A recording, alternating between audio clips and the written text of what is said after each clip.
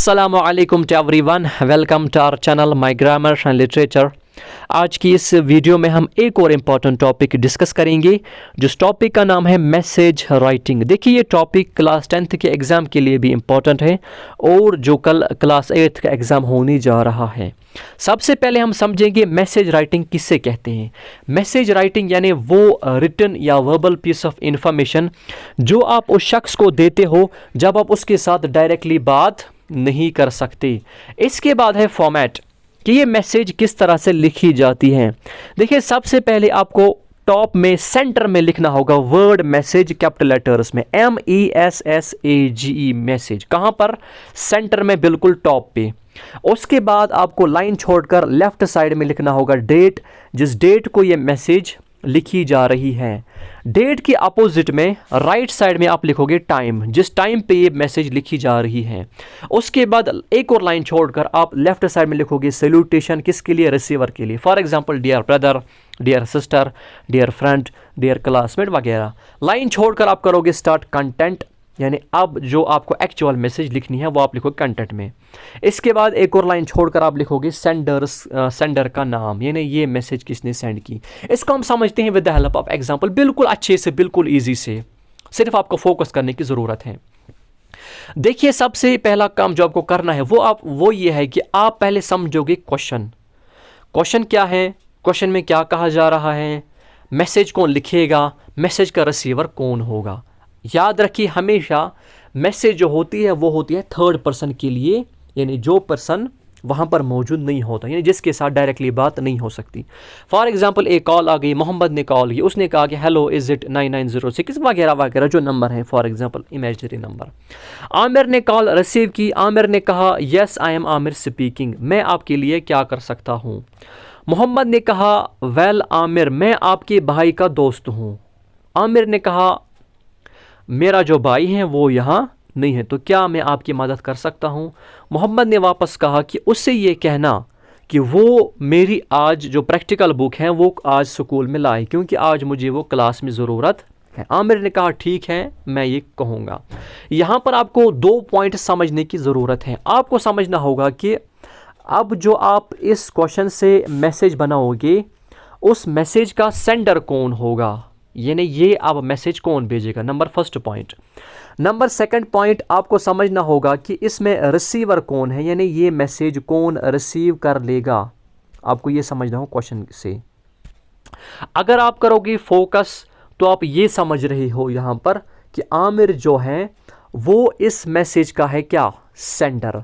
Receiver कौन है? Receiver है आमिर का भाई। तो यहाँ पर आपने 2 पॉइंट समझ लिए। मैसेज कौन दे रहा है? एक्चुअल में मैसेज दे रहा है मोहम्मद, लेकिन सेंडर कौन है? सेंडर है आमिर और रिसीवर है उसका भाई। तो किस तरह से हम ये मैसेज लिखेंगे? जब आपने क्वेश्चन समझ लिया तो मैसेज आप इस तरह से लिखोगे। बिल्कुल टॉप पे सेंटर में आप लिखोगे वर्ड मैसेज MESSAGE मैसेज। उसके बाद लेफ्ट साइड में डेट, इस तरह से, या जिस तरह से मैंने दिखाया है प्रीवियस वीडियोस में कि आप किस तरह से डेट लिखोगे। बिल्कुल राइट साइड में, राइट साइड के कॉर्नर में आप लिखोगे टाइम, जिस टाइम को आप ये मैसेज लिख रहे हो। उसके बाद आप लाइन छोड़ोगे और लिखोगे सैल्यूटेशन। फॉर एग्जांपल यहाँ पर हमारा रिसीवर कौन है? रिसीवर है डियर ब्रदर। देखिए यहाँ पर नाम क्लियर नहीं हुआ है कि उसका नाम क्या है, खाली ये पता है कि ये कौन है, ये है आमिर का भाई। तो हमने यहाँ पर लिखा क्या, उस रिसीवर के लिए सैल्यूटेशन डियर ब्रदर। अब लाइन छोड़कर आप करोगे कंटेंट स्टार्ट। कंटेंट आपको रखना है बिल्कुल शॉर्ट, बिल्कुल इजी, यानी मुश्किल कंटेंट बनाने की कोशिश आपको नहीं करना। तो मैं क्या लिखूंगा, मैं इस तरह से लिखूंगा Mohammad called in your absence, Mohammad ने आपकी गैर मौजूदगी में कॉल किया।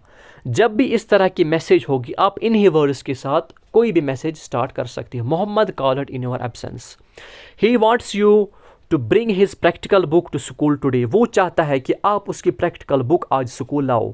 ही said it's urgent as he needs it, उसने कहा कि ये अर्जेंट है क्योंकि उसे ये आज ज़रूरत है। तो आपने कंटेंट बिल्कुल शॉर्ट रखा। बिल्कुल शॉर्ट में आपने ये कहा कि कॉल कौन कर रहा था और उसने क्या आपसे मांगा। तो यहाँ पर क्या हमारा मकसद है, मोहम्मद कॉल कर रहा था, उसने ये कहा कि वो उसे कहे कि मेरी आज प्रैक्टिकल बुक साथ रखना।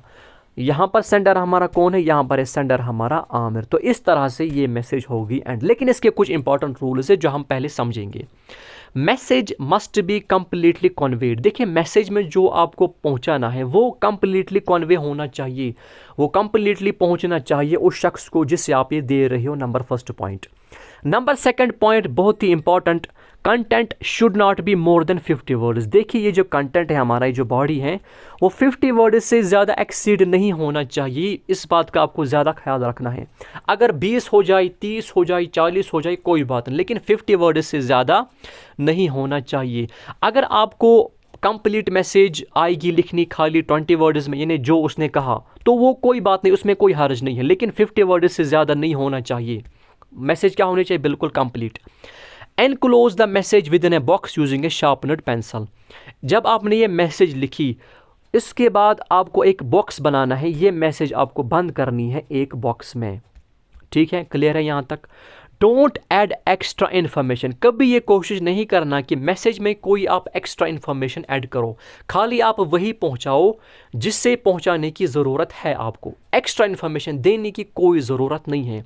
तो ये इंपॉर्टेंट 4 रूल्स है किसके लिए, मैसेज राइटिंग के लिए, जिसका आपको बहुत ही ज़्यादा ख्याल रखना है कोई भी मैसेज लिखते हुए।